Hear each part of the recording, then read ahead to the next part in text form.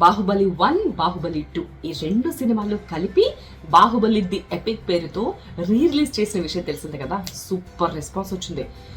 ఏంటిది 10 ఏళ్ల క్రితం రిలీజ్ అయిన సినిమాకి కూడా ఇంత సూపర్ రెస్పాన్సా అంటే జనాల్లో బాహుబలి క్రేజ్ ఇంకా పోలేదన్నమాట అని జక్కన్న కూడా అర్థమై ఏం చేశారో తెలుసా, ఆల్రెడీ SSB 29 మహేష్ బాబుతో సినిమా చేస్తూ బిజీగా ఉన్నారు ఆయన. అయినా కూడా ఈ బాహుబలిని మళ్ళీ జనాలకి దగ్గర చేయాలనుకున్నారు. అందుకోసం అని చెప్పేసి బాహుబలి ఎటర్నల్ వార్ పేరుతో ఇంకో సినిమా తీస్తున్నారు. అయితే ఇది యానిమేటెడ్ మూవీ. ఈ సినిమా కాన్సెప్ట్ ఏంటంటే, యానిమేటెడ్ అంటే మళ్ళీ మీరు ఏం తక్కువ చూడొద్దు. ఆల్రెడీ మహావతార్ నరసింహ ఎన్ని రికార్డ్స్ సెట్ చేసిందో మనం చూసాం కదా. సో యానిమేటెడ్ మూవీస్ అయినా కూడా చాలా సూపర్గా జనాలకు నచ్చుతున్నాయి. అందులో బాహుబలి అంటే మనోళ్ళు అస్సలు తగ్గేదిలే అంటూ చూసేస్తారు. ఇది కాన్సెప్ట్ ఏంటి అంటే, దేవతలు రాక్షసులు ఇద్దరి మధ్య యుద్ధం జరుగుతున్నప్పుడు ఒక మనిషి ఎంటర్ అయితే ఎట్లా ఉంటుంది, బాగుంటుంది కదా. సో ఆ కాన్సెప్ట్తో ఈ సినిమా వస్తుంది.